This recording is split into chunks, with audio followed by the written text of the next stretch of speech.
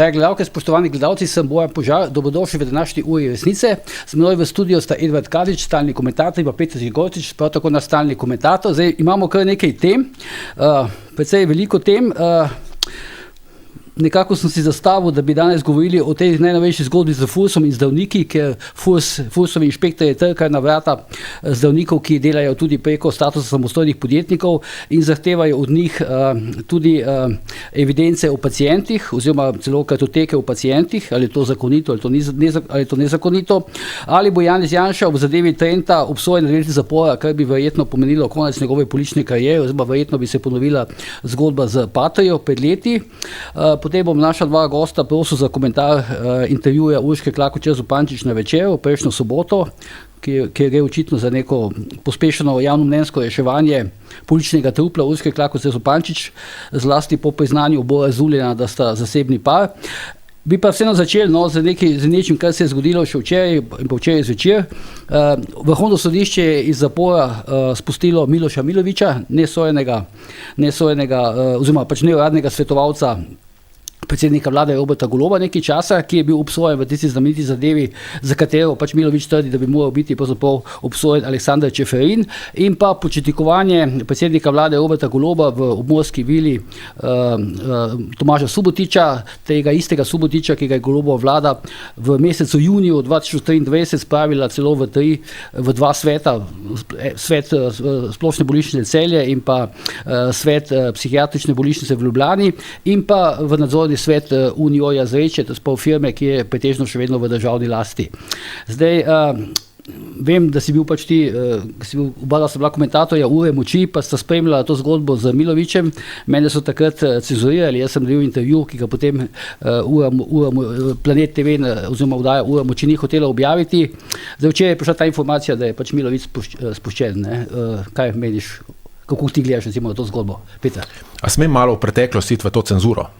Da Lahko razčijemo nekaj ekskluzivnih stvari, ki jih še niso takrat, še niso nikoli slišali. Edino bomo bolj, hitro bomo poslušali, ker bomo veliko tem. Ok, razumem. Se pravi, kako je sploh prišlo do tega intervjuja? Se pravi, jaz sem bil takrat v Ameriki, v Illinoisu, ko me je Milović kontaktiral, je želel z mano spostaviti kontakt in ko sva govorila, sem mu predlagal, če bi on dal kakšen intervju in sem pred tabo prosil neko novinarko, ne bom povedal katere hiše, medijske, ki je rekla, ta intervju bi moji lastniki cenzurirali. Potem bila je zadnja nedelja v avgustu, spomnim se, potoval sem iz Urbane Šampejn 200 km severneje v Le Monde, v Marijino svetišče, na slovensko srečanje k Maši in sem te vmes poklical, sem ti predlagal, da narediš ta intervju in imaš ekskluziven intervju človeka, dan preden bo šel v zapor. Ta del drži. Ja, ta del lahko trdim. In za ta intervju smo vedeli zgolj 3, jaz, ti, še nekdo, ne vem, če bi ga zdaj imenovala, ne se sami izpostavil, če želi, in pa seveda uredništvo Planeta. In ti si nas takrat, ko je bil intervju posnet. Uredništvo Planeta je izvedelo, ko sem jaz pač povedal, da bo intervju. Tako, in ko je bil ta intervju, pa seveda, pa imeli so posnetek in so si ga lahko tudi ogledali. Po tem, ko je bil posnet. Seveda, ja. In intervju je bil posnet v torek in ti si te dve osebi prosil, naj o tem molčiva, da boš ti to najavil šele v nedeljo zjutraj in sicer z namenom, da intervju ne bi bil cenzuriran. Ampak isto se prosil tudi urednika Planeta. Tako je, na kar se je on odločil, da to zadevo očitno poda javno informacijo, kjer je za njega uporabil zelo za njega nespecifičen jezik. On bi rekel, da razen, če bodo to cenzurirali, on je pa rekel, razen, če bo Čeferin uporabil pravna sredstva. Dajte si pogledati, če ta posnetek še obstaja. Na koncu se je zgodilo, kar se je zgodilo, in zato se je rodila ta oddaja. Zdaj pa, kaj je tukaj vse pomembno? Najprej bi se vrnil na dogodek, ki ga je včeraj ekskluzivno objavil medij, na katerem danes gostujemo, to je Info 360, da je bil Milović, se pravi, začasno izpuščen iz zapora in sicer zaradi tega, ker je Vrhovno sodišče, in sicer to je bilo 27. marca, odločilo, se pravi, ugodilo njegovi pritožbi zoper odločitev o prošnji za alternativno prestajanje kazni. Zdaj, Vrhovno sodišče je to odločilo zaradi tega, ker je gotovilo protiustavnost in nezakonitost letnega razporeda sodnikov na okrožnem sodišču in zadevo vrnilo v ponovno vročanje. Kaj se je zgodilo? Miloviću so kazen prekinili 11 mesecev pred njegovim iztekom, pri čemer bi bil on po najbolj optimističnem scenariju lahko izpuščen 28. avgusta, torej 6 mesecev pred iztekom kazni in po 2/3 kazni, ker je točno se upada datum, in takrat bi po 82. členu Kazenskega zakonika pričel teči rok za bris iz kazenske evidence, se pravi, čez 5 let po tem datumu bi bil on brisan iz kazenske evidence in bi bil tako svoboden. Po mojih informacijah, ne, se pravi, še eno stvar je treba povedati, kako se je zgodila ta cenzura. Ne. Bil je, si ti že poročal, ja, to sem že napisal, ko je to objavil Planet, je nekdo so obvestili Čeferine in tam je Čeferin prosil Čanija na žrebanju Lige prvakov v Monaku in Čan je rekel, da jim je pa ure in bomo zadevo uredili. Ne? Ja, in s tem klicem... Po nekaterih informacijah ne bi se Čani zelo sam ponudil, ampak v redu. Ja, dobro, ta zadeva je bila urejena, ne? In v zadnji oddaji smo mi o Čeferinu govorili, ne? Da govori se, da ima Čeferin možnost, da vpliva tudi na kazenske postopke in po mojih informacijah so tisti, ki so zdaj dosegli to cenzuro, se pravi, nekako lahko mirni glede kazenskih postopkov, kateri so bili. To je prva stvar, ki treba vedeti o tem. Ne. Potem pa druga zadeva, ne, zdaj Čeferina so izpustili, ne, in mu s tem zamaknili, ne, se pravi, kdaj bo on... Milovića. Milovića so zdaj izpustili zapora konec marca in zdaj on bi bil svoboden človek 28. avgusta, ne, do takrat pa ima pravosodje nad njim roko in bi lahko mogoče dal tebi ponoven intervju, ne. Zdaj pa pač ta zadeva lahko traja še 2 leti in lahko njega držijo, ker očitno nekomu ustreza, ne, da je Milović tiho. Ne. Milović, jaz mislim, da dokler bo on pod sankcijo, ne bo spregovoril. Tak je moj intuitivni občutek. Ne. Zdaj pa dajmo pogledati, kaj se je zgodilo. On teoretično lahko gre tudi v zapor še nazaj, ne? Ja. Če se ta postopek, zdaj ponovno postopek odločena izteče njemu v slabo, ne? Tako je. Zdaj pa, ko je se zgodila cenzura intervjuja, je Janez Janša x-nil, ne, da je Nova 24 edini medij, ki si je upala objaviti intervju z Milovićem. Ne. Po mojih informacijah se je zgodilo pa sledeče. Se pravi, 12. aprila je res imel Milović intervju na Novi 24. Kdor si ga pogledal, bo videl, da je voditelj lani, 12. aprila lani, da je voditelj Tomašič Milovića silil predvsem, da govori o Golobu. Zdaj pa povem ekskluzivno informacijo, ki še ni bila v javnosti. Po mojih zanesljivih informacijah sta se teden kasneje, se pravi 12. april bil petek, 19. april bil zopet petek ob 11:30 v gostilni Martinet v Lučah pri Gosupljem, ob 11:30, preden se je gostilna odprla, dobila Čeferin in Janša. Ne? Zanimivo je, kot mi veri pravijo, da to tista gostilna, kjer se Čeferin pogosto dobiva, torej to njegov kraj in tudi kjer, mislim, ste enkrat poročal o tem, so se med covidom dobili z bahrajnskim poslovnežem in potem bežali čez koruzo. Ne, to je v Gosupljah. To je Luče pri Gosupljem, to je poleg Grosuplj, ne? Kar pomeni, da je vabil zagotovo Čeferin. In zdaj, če se malo cinično izrazim, morda je vabil za to, da se je Janši zahvalil, ne? Ker je zabičal Tomašiču kot voditelju, naj Milovića sprašuje izključno o Golobu, ne pa o Čeferinu. Ne? In da je ironija še večja, včeraj, ko si ti x-nil ta članek, da je Milović na prostosti, je Janša cinično, in si rekel, da verjameš, da bo zdaj dal intervju, je Janša zopet cinično dodal, ne? Zdaj pa morda res. Ne? Tako da ta zadeva se mi zdi pomembna, ker razkriva oziroma vsaj odpira neko javno razpravo, ne? Da potekajo neki dogovori med akterji, ki se v resnici navzven kažejo, da so na nasprotnih polih. Ne? In to so zadeve, ki absolutno te teze, jaz ne trdim, da so resnične, jaz govorim, kaj so mi viri povedali, ne? Ampak te teze dajem v javnost, da se bomo o njih lahko tudi pogovarjali in gledali dejanja posameznih akterjev v luči teh tez. Se mislim, da je nekaj o tem tudi Miran Vedetič pisal, ne? Tudi Miran Vedetič. Po tej cenzuri intervjuja, ja, izvoli. Ja, zdaj, meni je tole zelo zanimivo, ne? To, da daš v javnost izjave vero, ne pomeni nujno, da so resnične, ne? To je eno, druga stvar je pa tako, ne? Kar se tiče Milovića, Milović je, če pogledamo genezo njegovega delovanja, on je bil varnostnik, bil je pri Drnovšku, bil je pri Janši, bil je pri Peterletu, na kar je prešel v odvetniško družbo Čeferin, tam je bil pripravnik, se je izobraževal na področju prava, celo velja za edinega pripravnika do zdaj v zgodovini Slovenije, ki je bil formalno obsojen. In danes je v bistvu v situaciji takšni, kot je. Kaj to pove? Ne? To pove nič drugega, če nekoliko posplošim to, kar je Peter ta trenutek pač razlagal, je to, da gre za nek most med starimi strukturami in novimi strukturami, ker je Milović končal pri Golobu. To se pravi, ta celotna linija od Drnovška preko, ne vem, Čeferinov do Goloba, ne, in tam postane nek neformalni svetovalc, varnostni svetovalci, ne vem kaj, ne. Spomnimo se afere, ki je nastala leta, mislim, da 23, na to vse skupaj, ne. In danes je pač, to se pravi, če sem prav razumel vse te objave v javnosti, na račun Čeferinov na nek način v zaporu, za nekaj, kar on obtožuje v bistvu, da naj bi se dogajalo pri Čeferinih oziroma po navodilu Čeferinov. Kar pomeni, da je naravno in normalno, da se prepletajo ta imena. Zdaj samo popoln politični analfabet ali pa kaj ne rečem, naivnaš, verjame, da se prvokategorni politiki med seboj ne pogovarjajo, se slišijo po telefonu, grejo na kavo, nekaj spijajo ali pa pojejo skupaj, in se pogovorijo o zadeh, ki so nujne za nadaljne korake. Ne smemo pa pozabiti, da vsak v prvi kategoriji slovenske politike, v ospredju in v ozadju, v končni fazi, najprej skrbi za svoje interese. In iz tega naslova je vitalno, da se usedajo skupaj tudi pogovarjajo. Ne smemo sicer pozabiti dve stvari. Prvič, da je Milović predsedil za Jankovića, In da je bil osebni prijatelj Aleksandra Čeferina. Ja, ampak prihodno se reče, Čeferin pa ni politik.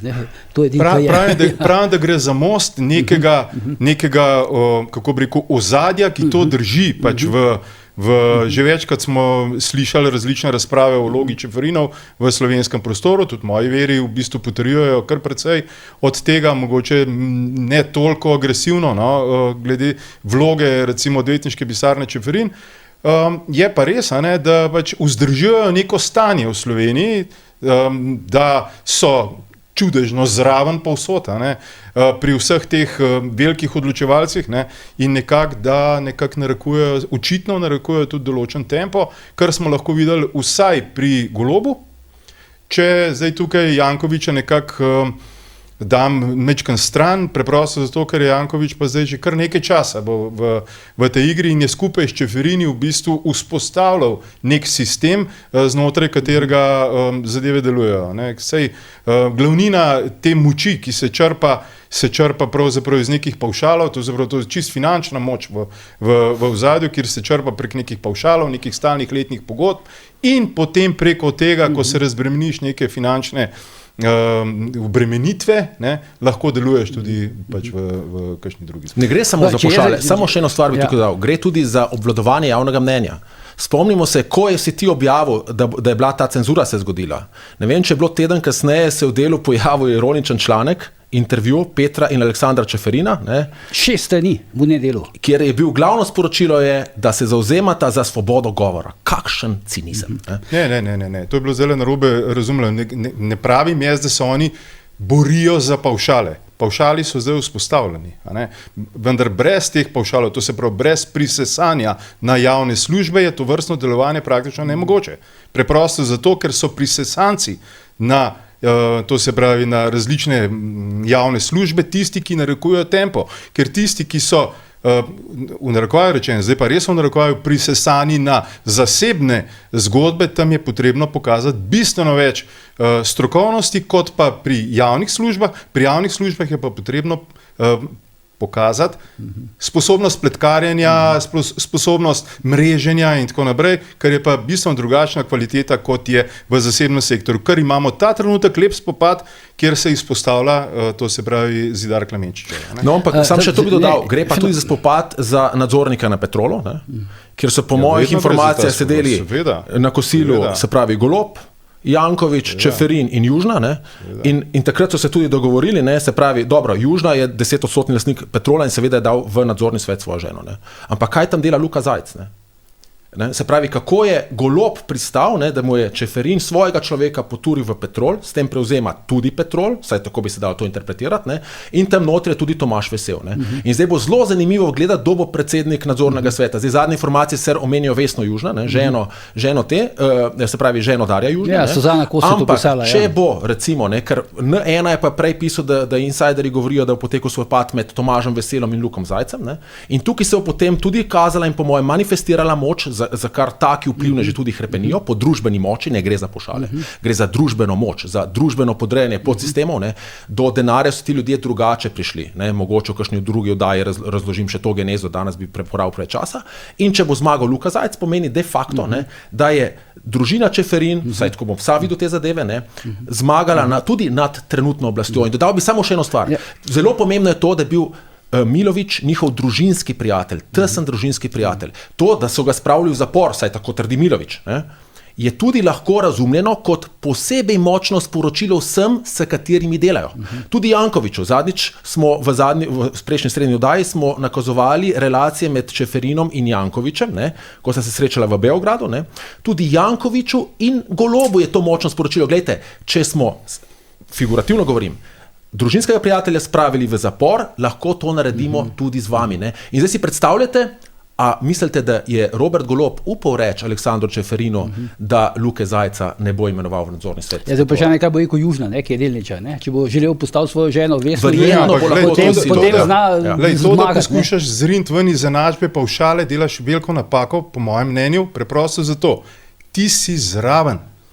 Čeferini so zraven na RTV, Čeferini so zraven tukaj, tam in tako naprej. In tam nihče drug ne piše po tem mnen, nihče drug ne narekuje same igre. In zato gre. Če zdaj ti enačaš pavšal z finančnim, to se pravi nadomestilom, in da zaradi denarja nekdo to dela, seveda lahko, to je en vidik, ne? Ampak gre za to, da si ti zraven, noben drug odvetnik ni zraven, nihče drug ne narekuje tempa, kako se bojo, ne vem, zakoni interpretirali v določenem primeru, ne? Kako se bo, kaj ne rečem, celo družbeni sentiment vrtel, kar je lep primer, recimo RTV, ne? Ampak vse pavšali so pomemben vir financiranja, po mojem. Seveda so pomemben vir, ampak hočem reči, da pavšal je bistveno več, kot pa samo finančno nadomestilo. Gre za to, da si ti zraven, po domač povem, v gnezdu si se v neko inštitucijo in narekuješ celoten ritem in tempo vsega, kar ima veze z pravno interpretacijo, s pravnim sistemom in tako naprej. Kot računalniški programeri, ki ti software prelepijo, in potem si tam na pol odvisen od njih. Ampak, Peter, sem to še pod vprašanje. Zdaj, hočeš, če pa jaz razumem, hočeš reči, da so s tem, ko so v bistvu Milovića prečasno izpustili zapora, začasno v bistvu podaljšali njegov molk, kako? Tako je, njega so po mojem mnenju zaklenili, ker jaz sem prepričan, ne bo dal intervjuja, dokler ne bo odslužil kazni. In zdaj, se pravi, njemu so zdaj ugodili, zveni dobro, ne? Ampak on ima še 11 mesecev zaporne kazni za prestati. Tudi če bodo na koncu, zdaj se lahko na to odločitev pritoži, se pravi, zdaj ne premorejo odločati o tem. Če mu bodo ugodili, ne, alternativno prestajanje kazni, se lahko na to pritoži še tožilstvo in zadeva se lahko zavleče. Ne?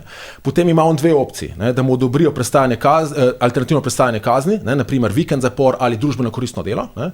On more to najprej oddelati in potem je on izpolnil kazensko sankcijo in takrat mu začne teči 5-letni rok, se pravi 5-letni rok rehabilitacije predviden za kazen zapora od 1 do 3 let, to je 82. člen kazenskega zakonika, ne? Oziroma lahko ga tudi pošlje nazaj v zapor. Ne? Pričemer, če ga pošlje nazaj v zapor, mislim, da imajo celo pol leta časa, da ga pozovejo v zapor in ta zadeva se lahko zavleče za 2 leti. Ne? Se pravi, človeško življenje je pa omejeno, poleg tega pa tak izvajanje psihičnega pritiska na posameznika pušča tudi posledice v njegovi čisto psihofizični pripravljenosti. Ne? To je treba zdržati. Te zadeve, ne? Ker na koncu in druga stvar je, ne pozabimo, ne? Čez 1 leto je kongres UEFA, če jaz prav vem, ne? In takrat verjetno nekomu ne odgovarja, ne? Da bi nekdo podal kakšen obremenilen intervju, če bi ga pa zdaj podal, bi pa rekel, gledajte, zagotovo bi rekel nekaj v tem stilu, tu daje nek zapornik, ki sedi za zaporno kazen, ne? In ga s tem nekako dehumaniziraš, mu vzameš kredibilnost, ne? In ti njegove izjave ne škodijo. Ne? Po mojih informacijah se pa Čeferini njegovih pričevanj zelo bojijo, ne? Ker ve zelo veliko stvari, tudi zaradi tega, ker si ti rekel, ker je bil operativc, ne? In verjetno je z njimi sodeloval tudi na operativnih ravneh. Ne? In kot vem, ta intervju si ti postavil eno zelo zanimivo vprašanje, ki ga ni bilo pri Tomašiču. Ne? Naprimer, ti si Milovića vprašal, ali lahko potrdi govorice, ne? Sprašujem tvoje vprašanje, ne? Kot mi je znano, ne? Da je Rok Čeferin v sporu za Novo univerzo z Jambrekom naročil fizični napad na Jambreka. Ne? Zdaj, gledalci nikdar ne bodo videli odziva in kaj je bil odgovor. Ne? Bilo je pa postavljeno vprašanje. Jaz ne trdim, da se je to zgodilo. Trdim pa, da take stvari se treba spraševati, ker ko sem jaz to zvedel kasneje, sem povprašal ljudi, ali se je nek napad res zgodil. Napad se je zgodil.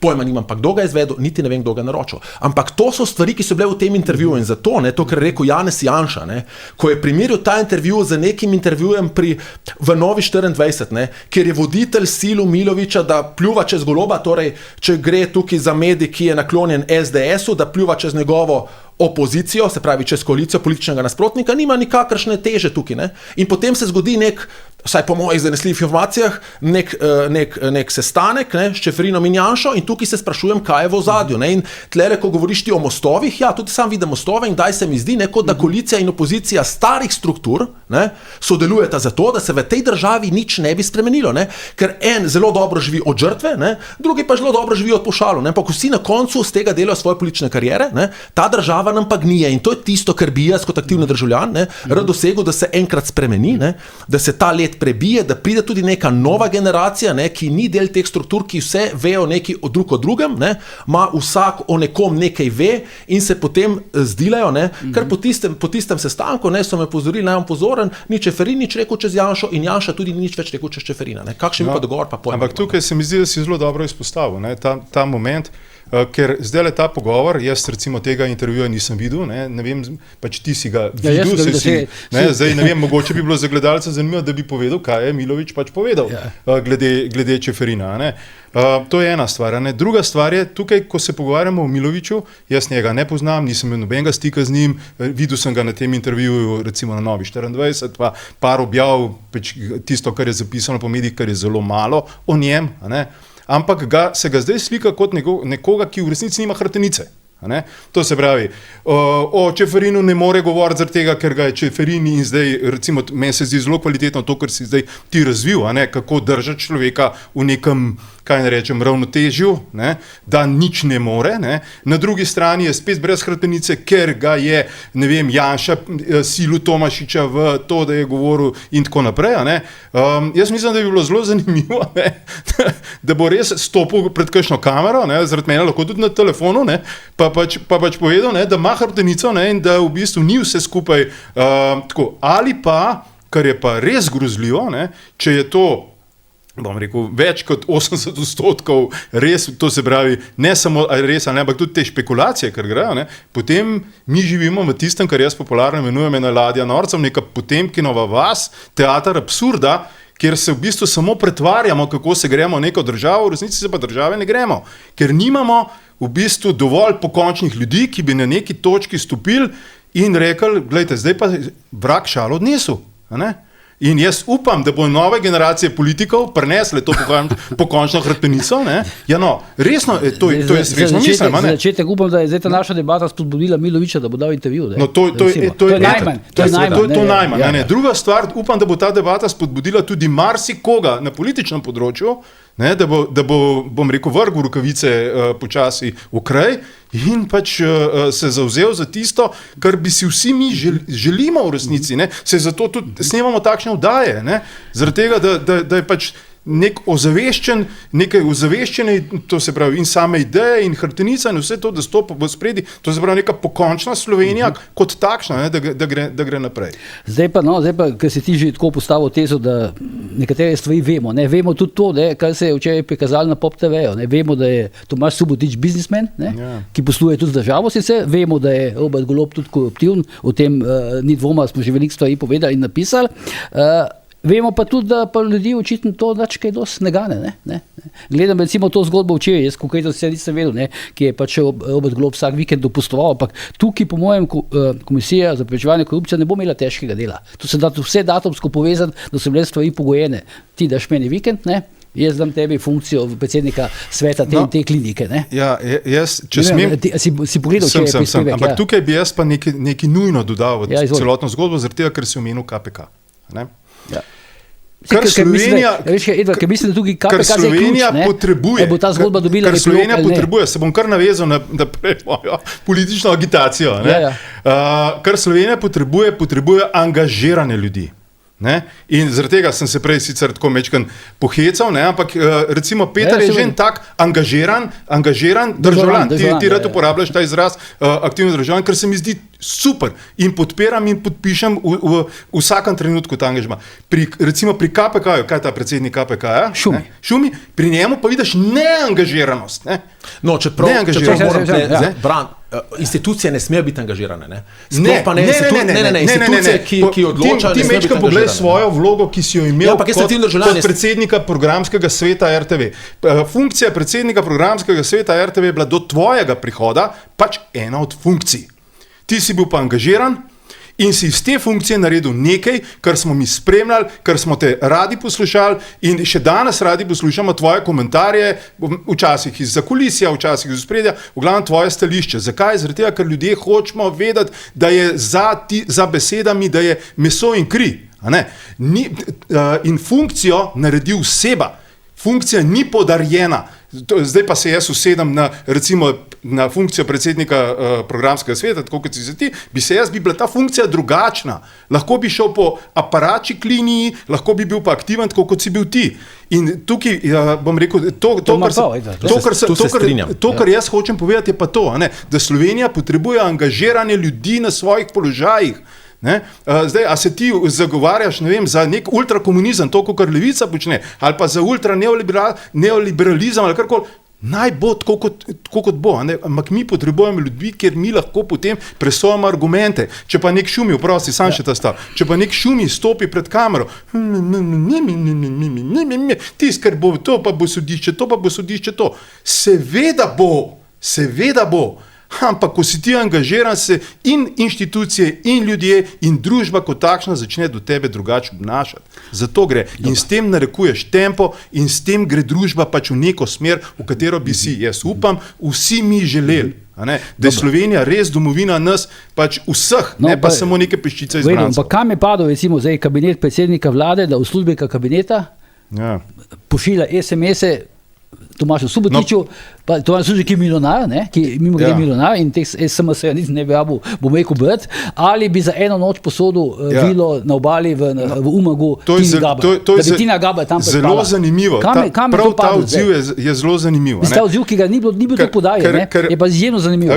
Recimo, mi da se pogovarjamo, ti rečeš, jaz imam itak hišo na morju, celo leto me ni tam in jaz rečem ti Bojan, da jaz bi šel pa z družino tja in ti rečeš, ja pejt, In potem pa, ne vem, moja hči, ali pa žena, ali karkoli, ne reče, jaz bi šla pa tudi za en dan ti. Ja, mislim, veš, trgas, ti zdaj hotelier, ali kaj je zdaj to, In je Subotić, moram priznati, zelo kvalitetno odreagiral, Mislim, sorry, Eno je pač v redu, mi se nekaj pogovorimo in jaz moram priznati, tudi zdaj, mi lahko zdaj razpredamo o koruptivnosti in tako naprej. Ja, so neki znaki, ampak prav iz tega odgovora kaže pa nekaj drugega. Pač ja, tam hiša je, zdaj zaradi mene, jaz bi rad videl, da bi še kakšno fakturo poslal, pa rekel, plačil vsaj par 100 evrov, vsaj da bomo imeli za znažilko, in tako naprej in bi bila zadeva, zdaj po moje, pač na nek čuden način odkljukana, To, da pa nekdo na tako nizkem nivoju potem to začne uporabljati,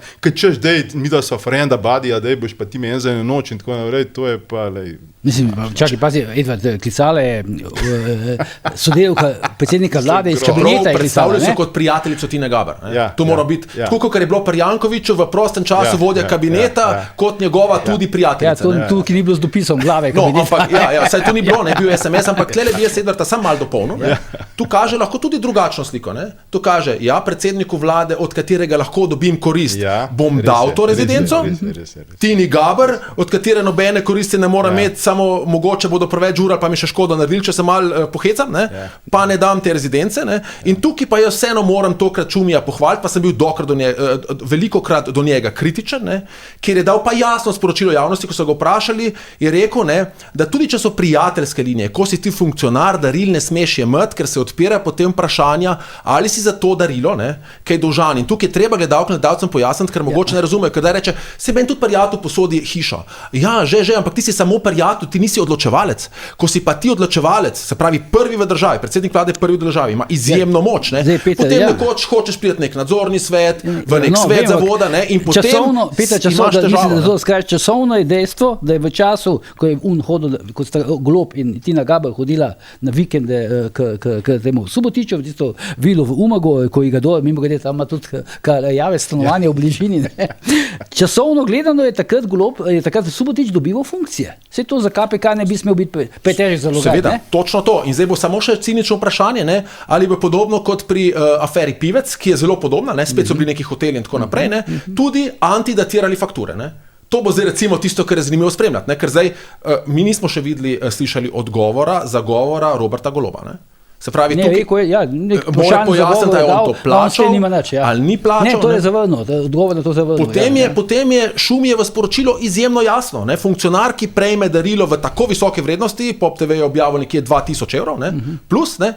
Je pač do tega se pravi do tega neupravičen in krši zakon o preprečevanju korupcije, o integriteti preprečevanja korupcije. In tukaj je zadeva jasna. In glede na to, da je dal Šumi to že načelno izjavo, ne v tem konkretnem primeru, jaz mislim, da, kakor si rekel, KPK tukaj ne bi smela imeti pretežkega dela. To pomeni, da recimo lahko ta zgodba s tem vikendom sesuje vlado. Sesuje vlado, tako je, spominja malo na tisto afero, ki je sesula Janšo, takrat, ko je prišlo poročilo glede Janše in Jankoviča o premoženju, ne? Mislim, da bilo leta 2013. Ko je potem izstopil najprej lista Gregorja Viranta, potem SLS in Desus in je prišla Alenka Bratušek. Ne? In zdaj, ker vem, da imamo danes temo tudi zapora, se pravi te anonimke glede obsodbe Janše, ne?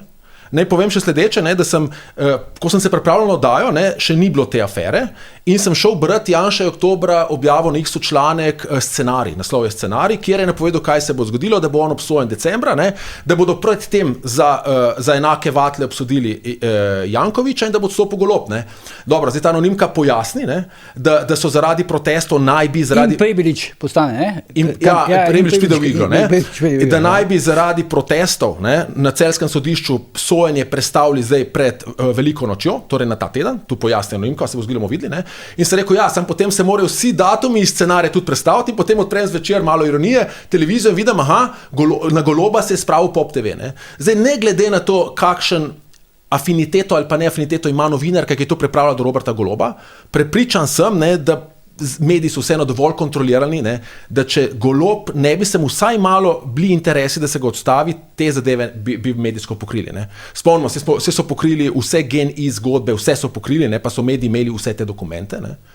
Tako da mogoče ne, bomo videli zdaj se mora, če se malo cinično, pa malo tako hipotetično zražam, če hoče ta scenarij Janeza Janše se uresničiti, ne, zdaj recimo more to rezultirati v odhodu koalicijskih partnerjev in morajo pa še Jankoviča obsoditi, ne, sicer njegov scenarij potem ni imel neke realne podlage, bomo videli, ne, do zdaj se ni uresničil, zmotil pa se je v tem, kdaj bo Logar ustanovil stranko, napovedal januarja in Logar, vemo, da demokrate ustanovil že novembra. Logar je prebral, pa je mogoče stranko zaradi tega prej naredil.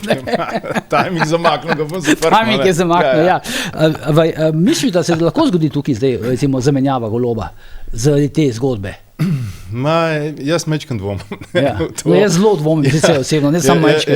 Jaz pač marsikdo v Sloveniji bi si želel, ne, da bi se to na tak način izpeljalo, ampak jaz glede tega močno dvomim, ker so ta trenutek v bistvu ravnovesja tako razporejena, da mislim, to, kar smo videli recimo prav glede na to zgodbo v zvezi s tem prispevkom, da je, bom rekel, dobesedno novinarka lovila po parlamentu, ali kje je bilo po vladi, ali ne vem, kje ga je lovila Goloba, ne, in da se je tako vehementno obnašal in se mu je videl, da z vsakim zastojem, to se pravi vsakič, ko se je ustavil, je bilo vse skupaj bolj na meji popolnega izbruha, ne, si lahko samo mislimo, kaj bi bilo, če bi pravzaprav vsi novinari na tak način lovili politike in če bi še angažiran predsednik KPK-ja ustrajal pri vsaki malenkosti, da se ne konča, zdaj smo pa mi to ugotovili in to je zdaj naše delo narejeno, ne? Kaj bi se s to državo v bistvu dogajalo in kako bi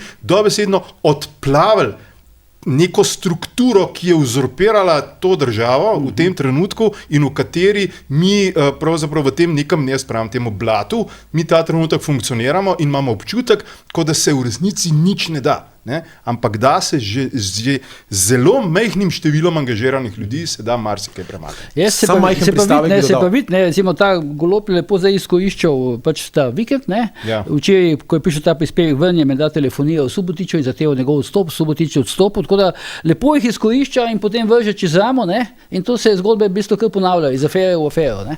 No, mene čudi v resnici, ne?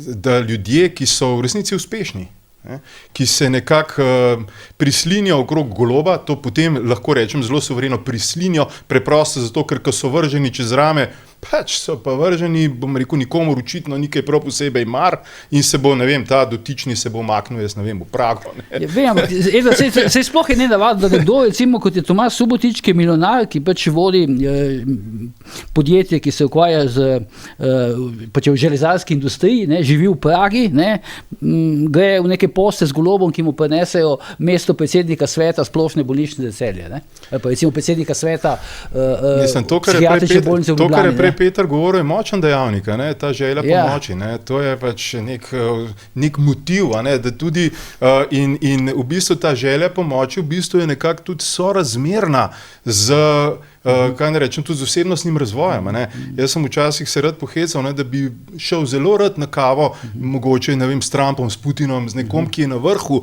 nekih prehrambenih verig, da bi ugotovil, v bistvu, kako prijetno je z njimi iti na kavo. Ne. In nižji si po tej strukturi, bolj si nekako, da ne rečem kaj, pripravljen tudi na rabote, katere naj ne bi bile. Ker tudi tisto vabilo, se si ga ti verjetno videl, predsednik vlade bi se rad sestal z vami, pazi, ali lahko pridete na Gregorčičevo ob 16 uri in 10 minut, to je nenavadni termin, in potem on odpiše Subotič, bom 99% točen, ker to pomeni, kaj če minuto zamudiš, je že naslednji. Ne, jaz mislim, da je mehen cinično nazaj dal ti zadetni, ampak je pa še nekaj dobro v teh SMS-ih, da je v bistvu na prošnjo, tisto, kar smo prej rekli, Tine Gaber, da je tudi odreagiral tako hud, da fak, je pa to, to je pa, tega pa... To si se tudi povedal, Golob nima, ne vem, kakšnega statusa pa teh gospodih, ne? Da pač morajo z njim delati, ko je predsednik vlade, pa če pa prosi neko malo večjo uslugico, pa mu že dajo dvojko. Eno stvar treba vedeti, tega ni prosil Golob. To je prosila vseeno, ni prosil osebno Golob. Ne, glej, pomembni ljudje, se nikdar ne sestajajo s posredniki, nikdar. Se pravi, če kaj želiš, boš mogel, hoče enakovrednega sogovornika. Tako da tukaj jaz mislim, da mogoče je bilo drugače, če bi Golob posebno prosil. Bi pa tle dodal samo še eno pasko, glede na tvoje vprašanje, ali bo to pripeljalo do padca vlade. Jaz bi se tukaj mogoče celo strinjal z Edvardom. Dajmo se spomniti, kako smo bili takrat pretreseni, ko je prišla afera Bobnar. Absolutno. In je šlo tudi na KPK in na koncu je to pacalo in zadeve se ni šlo nič. Na koncu se je izjalovila celo parlamentarna preiskovalna komisija. Tako da mogoče gre tukaj zgolj za to, da ko postane Golob malce preveč samozavesten, mu dajo centri moči, ki ga v zadju vodijo, vedeti, v naših rokah si, umiri se. In zdaj lahko tudi bodo zadevo pospravili pod preprogo in na ta način lahko oni furajo, in to jim po mojem centru moči izmed institucij celo ustreza, do volitev furajo Goloba na ta način in na koncu, če recimo jim bo bolj ustrezal, o tem smo že govorili razloge, zakaj bi jim bolj ustrezal Prebilič od Goloba, če ne drugega, zato ker Golob bo zagotovo odstopil, če ne bo predsednik vlade, oziroma če ne bo predsednik vlade s 40 plus poslanci, kar pa ne mogoče, da bi bil, in rabijo nekoga drugega pripeljati, recimo, da je to Prebilič ali pa kdo tretji, potem moraš imeti Goloba zaklenjenega, te afere moraš dajati pomalem ven iz dveh razlogov. Prvič, da jih imaš v predalu, drugič pa, da niso premočne, ker strup, ko si ga že uporabil, ne prime še enkrat tako močno. Se pravi, ker so to afero že sprožili, zdaj, če jo bo malo potihnili, pred volitvami potegnejo ven, ga ne bo uničila, ga bo pa malo potapljala in bo to njegovo volilno telo prelilo na nekoga drugega, ki ga bi predstavili kot da je bolj čist. To je po mojem nek scenarij. Tukaj velja še nekaj dodati. Ti si lepo rekel centri moči. Ne smemo pa pozabiti, da je Golob sestavni del enega od centrov moči.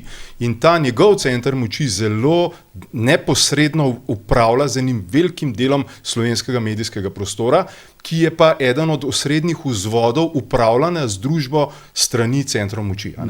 Samo preko glasovanja, te smo že govorili, moja teza osebna je, tukaj se Bojanova teza, v bistvu tu se z njo sam strinjam, da Golobu so medije posodili.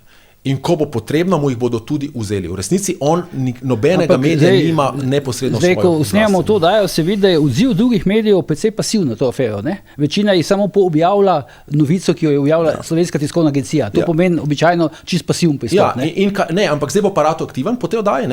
Tako kot si ti objavil afero, se pravi zgodbo med Zuljanom in predsednico državnega zbora, zdaj pa imamo kar naenkrat intervjuje, ki ga bomo danes obdelali. Skratka, prepričan sem, da po tej oddaji se bo zgodilo kar nekaj novih medijskih vsebin, ki bodo izključno damage control tega, kar tukaj v tej oddaji odpiramo.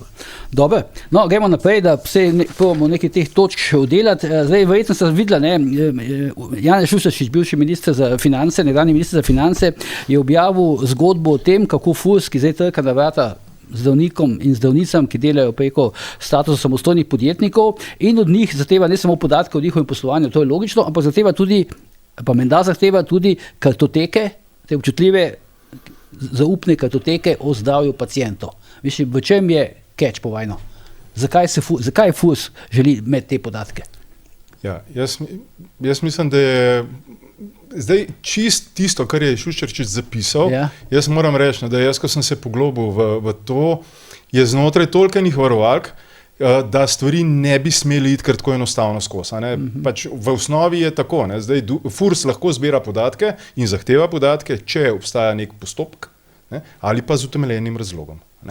In to pokriva vsaj 2 zakona samega FURS-a, to pomeni zakon o FURS-u in to se pravi zakon o davčnem postopku.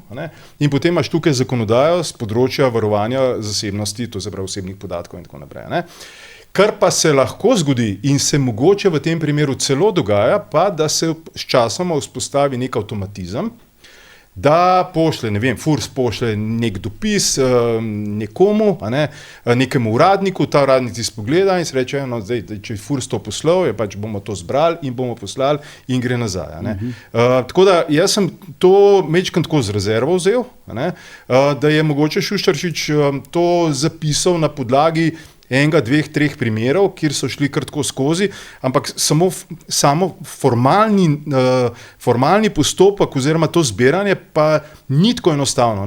Če bi bil, se bom pa nazaj vrnil, tudi uradnik dovolj angažiran, pa rekel, ja, poslušajte, pokažite mi na podlagi česa vi to zahtevate in kaj ima to zdaj zveze. Ker prav pri teh, to se pravi, medicinskih kartotekah so zadeve, bom rekel, to je pa, se mi zdi pa tista najvišja stopna, v katerem je bilo veliko govora takrat, ko se je tega Zalarja z psihiatrije poskušal nekako odstraniti. Še vedno tam, kjer je bilo govora o ne vem kakšnih transferih, teh datotek in teh arhivih, se je verjetno res bi bilo precej zanimivo,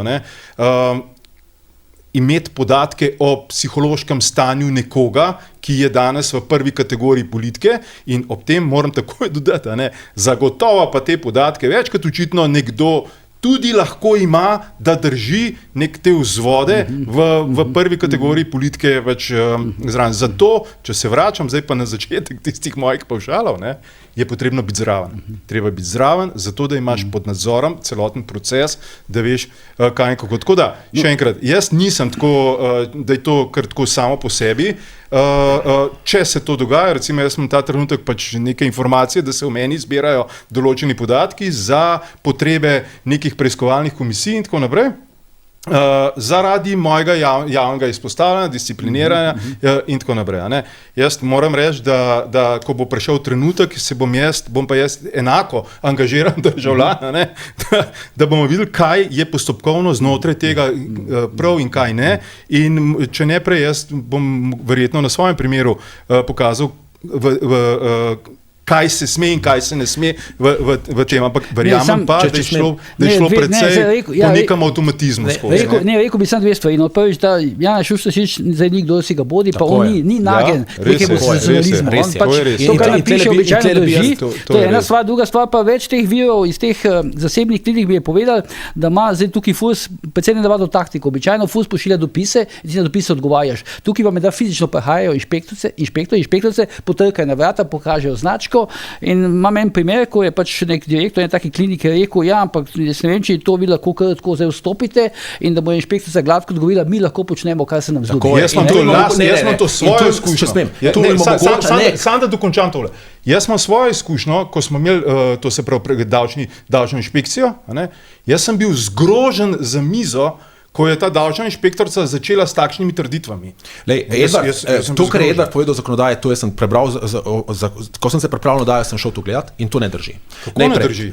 Bom razložil. 39. člen zakona o davčnem postopku pravi, da lahko FURS zahteva določene podatke, kjer lahko on utemeljuje, tukaj pa zdaj ne piše o zakonu, ampak recimo on lahko reče, da preverja, ali so posti fiktivni. In v tem primeru bi lahko zbiral tudi podatke o pacientih. Sem šel potem zdravstvene kartoteke. Bom povedal naprej. Šel sem gledati uredbo GDPR, samo malo. Se pravi, zdravstveni podatki so občutljivi podatki, lahko jih dobi s privoljenjem ali, če obstaja pravna podlaga v državni članici in 39. člen je pravna podlaga, pri čemer pravi naprej, mora sledovati javni interes, ki ga FURS lahko utemelji s tem, da pregleduje fiktivne zadeve, naprimer, ne? In mora biti uresničeno načelo sorazmernosti. Potem pa, kdo pa preverja načelo sorazmernosti, mora nekdo se pritožiti na informacijsko pooblaščenko in natanko na to opozarja Šušteršič, da se davčni zavezanci ne poslužujejo pravnih sredstev in zato FURS počne, kar se mu pač zdi. In zdaj, da grem še korak dlje, spomnimo se recimo afere Gregorič, ne?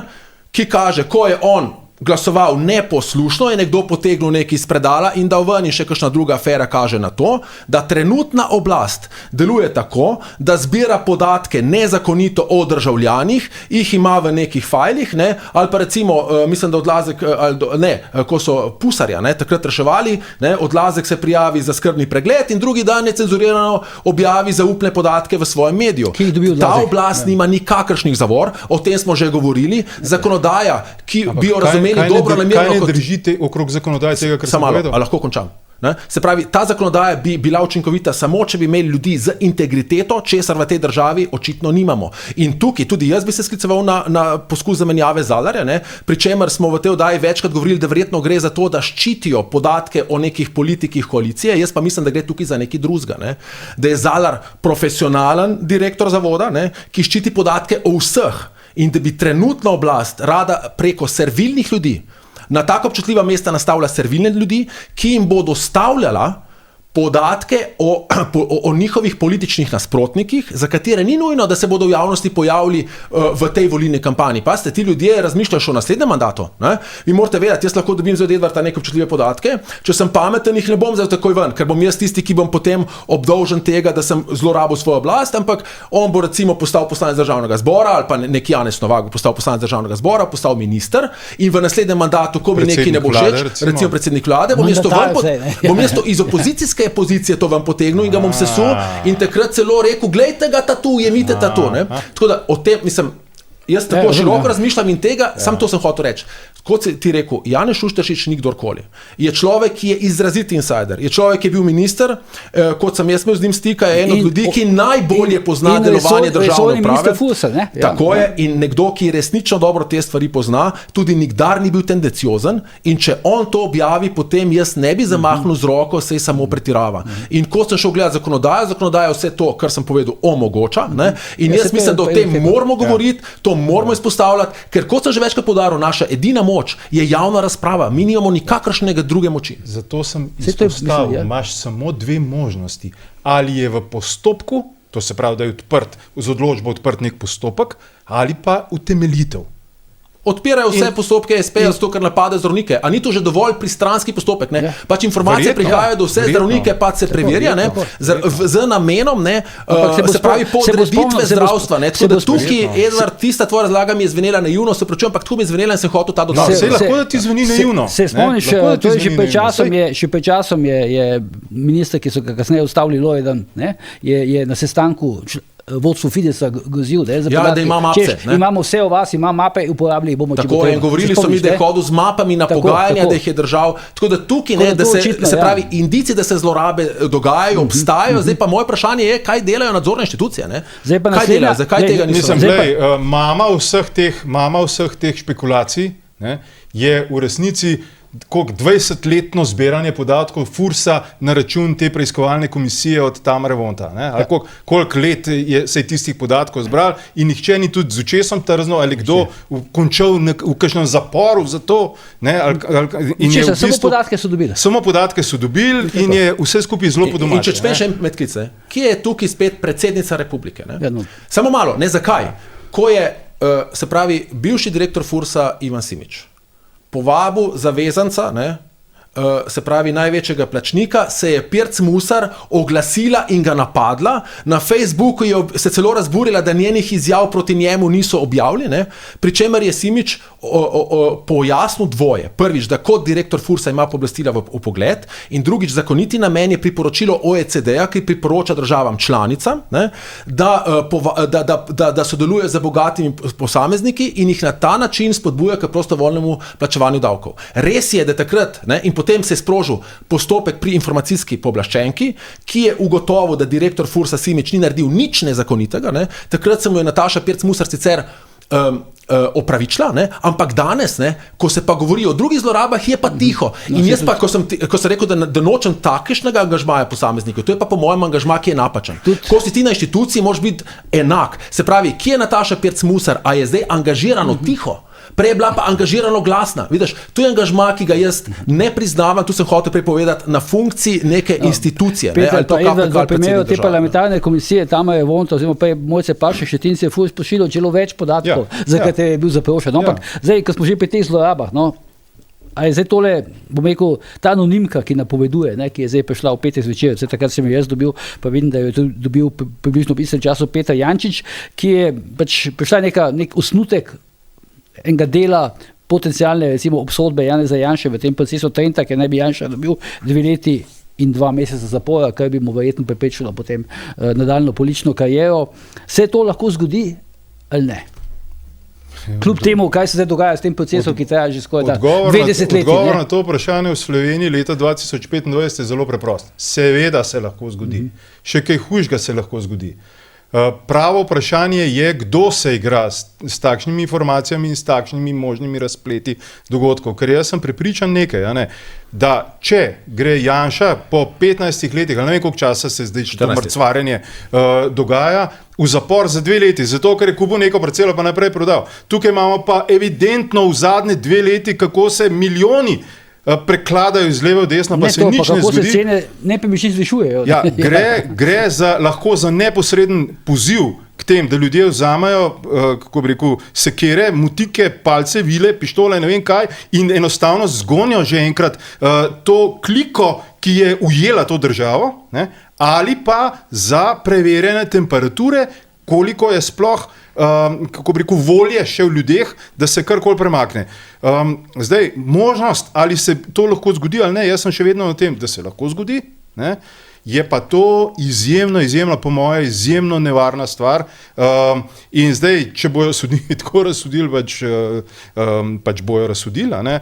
Bo pa to izjemno nevarno za nadaljnji razvoj dogodkov in jaz tukaj mogoče edina stvar, ki jo ne verjamem v tej zgodbi, je to, da bi to recimo Janšo ohromil za naslednji 2 leti pa pol. Ne? No, ampak je pa zdaj recimo Mladina odprla članek, ne? Kjer je povedala, da zdaj spreminja tudi zakon o funkcionarjih, ne? Za najvišje funkcije. Če boš bil obsojen, ne boš mogel kandidirati. Ampak pri tem postopku bi jaz postavil eno drugo Ne, ampak Mladina v tem članku, mislim, sem se zelo jaz upozoril, da članek, ki je zanimivo, ki je bil odprt na spletu, ker so članki zaklenjeni, ampak dikcija je taka, da je Janša že obsojen, ne? Ja, ampak že skoraj v preteklem času. Če smem jaz tukaj, kaj jaz vidim najbolj problematično pri zadevi Trenta. Najbolj problematično vidim to, dajmo se malo spomniti kronologije. 2011, takrat še novinarka, zdaj poslanka Mojca Šetinc Pašek, ne, v prispevku opozori na ta nakup Trente, ne, in potem 2013 je tudi del tiste KPK odločbe, potem vložijo kazensko vadbo, ne, ker odločbe, ki smo prej govorili, ker je potem prišla Alenka Bratušek. Ne, in zdaj mi smo leta 2012, ne, če bili mi normalna država, imate tukaj prvega človeka, se pravi desne sredine, ali pa na desnici, ne, se pravi človeka, ki mu sledi 25% volivcev, dajmo poenostavno reči. Ne. Če bili mi pravna država, ne, pa recimo predpostavimo še, jaz ne trdim, da Janša kriv, ne, jaz sicer se bolj strinjam z Edvardom, ampak da pojasnim, kaj hočem povedati. Ne. Tukaj gre za kršitev, se pravi kršitev pravice do sojenja v razumnem roku. Lejte, tle imajo eno zadevo v predalu 15 let, da jo potegnejo ven pred vsakimi volitvami. Tudi če bil Janša kriv, dajmo reči, že bil kriv, dajmo pogledati roke. Recimo, 1 leto je bila vložena obtožnica, bili leta 2012. 2 leti bila obsodba, bi bili dokazali. Ne, ampak že, bi bilo 2012, bi bili leta 2014, bi recimo dobil te 2 leti, 2 meseca zaporne kazni, bi 2016 bil zunaj, 5 let je rehabilitacijska doba, njemu bi bila leta 2021 brisana kazenska evidenca. A vidite, kaj vi delate z enim človekom, zdaj tukaj puste, ali nekdo ima rad Janše ali nima rad Janše. Težava je, da tu lahko delo z mano, lahko delo s tabo, lahko s tabo. Ne? Lahko te vlačijo po sodiščih 10 let, na koncu ti mogoče, zdaj ne vem, tu zrežiran proces ali ne, jaz se v to ne bom spuščal, ne? Tudi če ni zrežiran, tudi če si bil res kriv, ne? Greš ti šele čez 10 let v zapor, 14 let so te vlačali po sodiščih, šel si v zapor in potem šele pri 80 rataš rehabilitiran, ne? In pošteno bi bilo, ne? Pa tudi sporočilo je napačno, ne? Ker so vsi ljudje pozabili. Namen kazenskih sankcij je tudi v tem, da drugim ljudem damo opozorilo, če boš to delal, boš kaznovan. In to mora biti narejeno takoj. Takoj človeka se zapre in potem lahko človek začne novo življenje. Mislim, da je po načelu ESČP, Evropskega sodišča človekove pravice, 2 do 3 leta je razumno rok sojenja. Ja, seveda. Prej 2 leti se mi Sploh, zdi. Potem lahko celo odškodnino že pri čemer gre tukaj še za politično občutljiv primer, ne, ker ne gre tukaj kar za enega človeka, ne, tukaj gre za enega najbolj vidnih politikov v zgodovini naše države, ne samo trenutno, v zgodovini države. Zgodba s Patrijo, če jaz pa razumem, se po vojni ne ponavlja. Ne? Tega ne vem, to je treba počakati sodbo. Pri Patriji so kršili vse, celo brez obtožnice so ga obtožili, ne, tako da Patrija je bil dokazano montiran proces, dokazan zato, ker je to povedalo Ustavno sodišče. Ne. Jaz bi pri tej zadevi s tem zadnjim, to zaprav Trento, upozoril še enkrat na to, ne, da tukaj se nekdo igra z usodo v resnici nekega naroda. Ne. Ti si rekel prej, Janša pač, ne vem, ima 25% sledilcev, v resnici on vpliva na polovico na nek način, to se pravi aktivno, pasivno pa na 100%. Zato, ker eni so za, eni so pa proti. Razumem, ne. Ampak hočem reči, ne, da imamo upravka z neko strukturo ljudi, kateri v resnici nimajo, kako bi rekel, Slovenije v prvem planu. Ne? Imajo v planu zgolj in izključno neke svoje parcialne interese. Pa ne bom sodil zdaj, na kater pol, pa komu kdo točno paše. Ne? Ampak mi se tukaj igramo z nečem, kar med vrsticami lahko neposredno poziva tudi k, kako bi rekel, precej zanimivem razvoju dogodkov. Pa še nekaj bi dodal, ne? In omogoča določenim politikom, ki jim to tudi politično koristi, da imenujejo pravosodje za krivosodje, ne? S tem degradirajo pomen institucije, ker moramo eno stvar vedeti. Vsak sodnik ima ime in priimek. In niso vsi sodniki v pravosodju slabi. Je pa res, da v demokraciji mora institucija, tako kot si rekel, z osebo samo spostaviti svojo avtoriteto in se pravi sodniški svet oziroma sodniška srenja se bo morala sama očistiti in te posameznike zmetati sistema, da bo prišla do ugleda. Ugled sodstva je pa ključen. Brez tega vi nimate demokracije, imate samo totalitarizem, ne? Ker imate nekoga, ki sodstvo zlorablja za avtoritarne namene, imate nekoga, ki reče, da je vse krivosodje in zopet zlorablja to posploševanje, ne, zato da pač vlada za nekim populizmom. Ne? In to je za našo državo izjemno slabo in zato smo mi tam, kjer smo, tonemo. Urška Klakočar Zupančič, ne? Zdaj po izbruhu tiste afere Šankrok je zdaj cela serija in padcu njenih rejtingov na teh anketah javnega mnenja, se zdaj dogaja cela serija teh njenih intervjujev, ne? V različnih medijih. Dnevnik, oziroma se pravičujem, Delo, Večer, danes Večer gre na Tednik in tako dalje. Ne? Vmes jo je včerajka Bora Zuljana obtožila, da je pač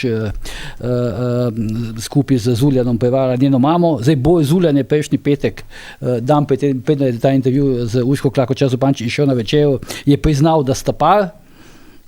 Kaj se zdaj dogaja s tole Urško Klakočar Zupančič? Ker tukaj gre na nek način gre za ta seks za državne stroške, ne, oziroma stroške davkoplačevalcev. To je dejstvo. Jaz bi se te stvari lotil po časovnici nazaj. Nazaj, ja. Ja, recimo zdaj to, da sta Zuljan in Klakočar Zupančič šla v javnost z temi informacijami. Šel je v bistvu on zdaj. Ja, ampak to pomeni samo to, da na neki točki sta se odločila, ali pa eden od njiju, ali kakorkoli, ali pa kakšen svetovalca, ne, da je enostavno preveč informacij v ozadju in da bo to eksplodiralo v vsakem primeru. Pejta v javnost, eksplodiralo v kakšnem smislu? V smislu, da se je zlorabljalo, ne vem, varnostno službo, da se je, bom rekel, to financiranje, da je bilo samo zato, da je, kako bi rekel, da sta lahko skupaj, in tako naprej, da je bilo teh informacij preprosto preveč. Kljub temu, da večinski mediji o tem niso poročali, ne? Ja, kljub temu, ne? Ampak sej očitno bomo kmalu lahko rekli, da smo tukaj večinski mediji, pa še par medijev zraven. Po številkah so že, ne? Ja, da je v bistvu se tvori nek resen medijski blok, ki pa ni neposredno financiran iz proračuna, ne? To je še bolj zanimivo, ne? Ampak da je dovolj vplivan, da se zgodbe razvijajo. Hočem samo to reči, ne? Da je običajno je že na samem začetku poti pri takih medijskih zgodbah zelo dobro iti s čim več informacijami v javnost, preprosto zato, da se vzame veter iz jader nasprotnikom. In v tem primeru je pač tako, kot je pa res, da... Pa misliš, da je bo kaj koristilo to? Jaz mislim, da Urška Klakočar Zupančič njen ugled v javnosti dobesedno strmoglavlja. Nekaj časa, ko se je šla s temi dajmo reči, malo za moj okus, ne, govorim Malo se mi zdi, osebno. da so jo pečitali, Ja, s temi poceni fintami, od tistih rdečih čevljev do raznih napisov tam na svoji pisarni, to sklicevanje na seksizem, ker če ženske so takoj označene za kurbe in tako naprej. Zdaj, seveda je, v družbi je nekoliko večje breme tudi na ženski, to se pravi, hitreje se ji prelepkaj in bolj trajno se te stvari prelepijo oziroma se drži žensk. Ne. Ampak to, kar se zdaj dogaja, ne, je pa mi spremljamo nekaj, kar, bom rekel, je res popolnoma nevredno neke predsednice državnega zbora. Res je nevredno. No? In jaz sem tudi zdaj v zadnji kolumni, ko sem pisal prav to zgodbo z Zuljan pa Klakočar Zupančič, pač zaključil s tem, čas je, da gre. Čas je, da gre, se upravičujem izrazno, izgine čim prej z te scene, ker bo od zdaj naprej samo še slabše. Ker tisti, ki si ti rekel, ne, da so jo spregledali, bojo zdaj to začeli uporabljati za svoje rejtinge. In bo za njo samo še slabše.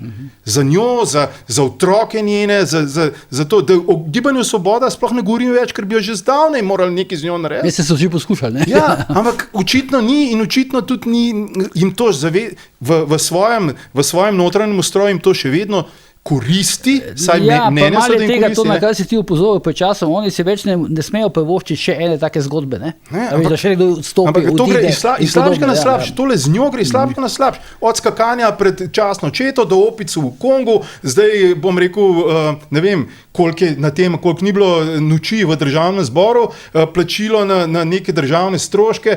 Mene nič ne zanima, če nekdo govori, kako ga Gibanje Svoboda plačuje. Ne? Iz česa se pa Gibanje Svoboda financira za vraga? Če smem jaz tukaj. Pa tudi, Eva, nekatere njene izjave, jaz sem bil natančen ta intervju večer, mislim, to je to sem jaz hotel.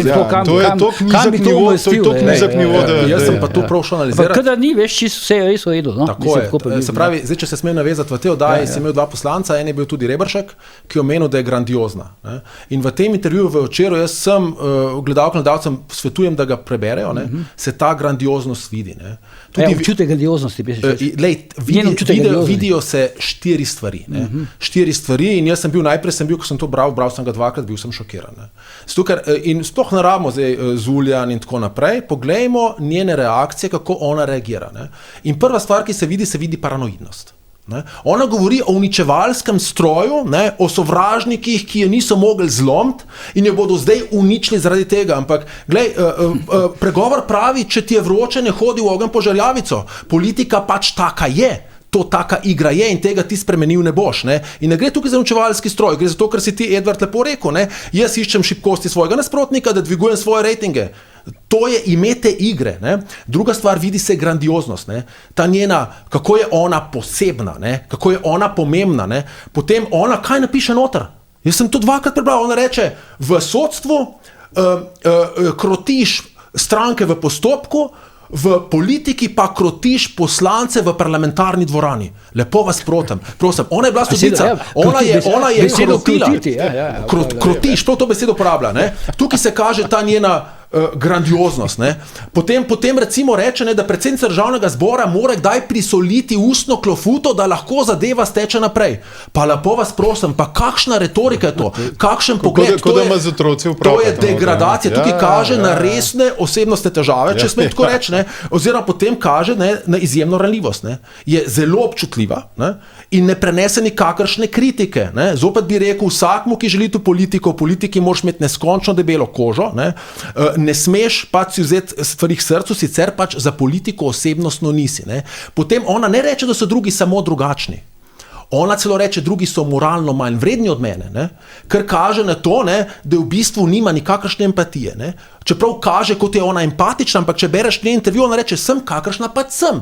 Sprejmite me tako, ona ne gleda na to, kakšne bodo posledice njenih dejanj, kako se bodo drugi počutili ali še huje, ne? Kam bo šla recimo zaradi njenih zlorab poslovnika, tako imenovanih verbalnih klofut poslancem naša država. Ne? Mi smo v resnici izgubili parlament, kjer tudi, se pravi, iz besedne zveze parlament sledi, to je prostor razprave. Ne? In če imaš predsednico državnega zbora za to, da daje besedne klofute, kot se je sama izrazila, ali da kroti poslance kot nekakšne otroke v vrtcu, ne?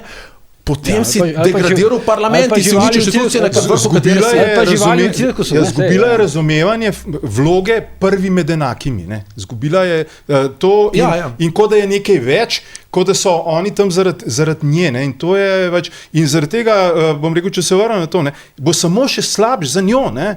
Ker je to, kar si lepo orisal, a ne te njene šibkosti, bojo od zdaj proti volitvam samo se potencirale. Ampak če smem pa reči to, zanimivo je bil pa uvod tega intervjuja, ker reče, da se pogovarjamo z enim izmed najbolj izvirnih posameznikov na vrhu zakonodajne veje oblasti. Pa levo vas prosim, pa kakšna izvirnost je to? A da je boks v parlamentu je izvirnost? Ne? Mi ne rabimo izvirnosti, mi rabimo delujoče institucije naše demokratične in pravne države, ki jih bomo lahko spoštovali, ne? Da nam dajo priložnosti politiki, da jih spoštujemo. Priložnost nam mora dati ljudje, hrepenijo, potem da jih spoštovali, sami jih ne morajo. Vidva, ker sta strokovnjaka, poznavalca tega, a je šel recimo bolj Zuljan v javnost v dogovoru z njo, da je on zdaj njen partner, ali mu je to recimo kaj ušlo? Kaj mi je bilo zelo zanimivo? Včeraj na Popinu, ne? So pokazali, kako je Urška Klakočar Zupančič v Ortobaru na tem koncertu, kjer je tudi Bor Zuljan igral in smo dali tudi eno izjavo. Potem sem se pa spomnil, malo nisem potem našel posnetka, se prav spomnim, ko so se začele govorice za Tino Gaber. A ni bilo na Pop TV objavil nekje nek posnetek, kjer so sedela v 5. vrsti na nekem koncertu in je tako kontrolirano ta informacija prišla v javnost. Hočem povedati samo to. V Vatikanu. V Vatikanu, ne. Ja.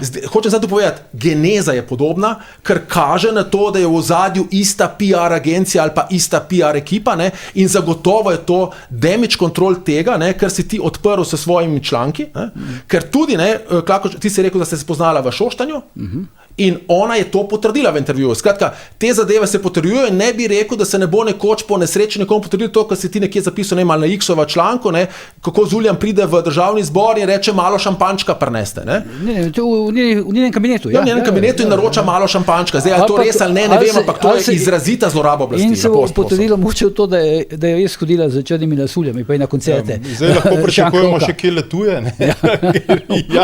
Mogoče v isti vili, pa mogoče ni bilo prosto takrat, ne? Za Tino Gaber. No, ampak jaz sem tukaj kar prepričan, da je šlo v bistvu na neki točki, v nekem pogovoru ali v kavi ali kakorkoli, se ni treba toliko formalno, ne, da se reče, gremo v javnost s tem, ker je enostavno ta balon informacij, ki je okrog tega, je enostavno toliko velik, da je težko z njim naprej delovati. Dobro, s tem je zaključil, ker smo že, nas smo pa res veliko tem obdelali, tako da nekaj moramo še pustiti za prihodnjič. Skratka, Edvard pa Peter, hvala za vajne današnje komentarje. Do naslednje ure resnice pa seveda ne pozabite, ker je bojanje tudi požar.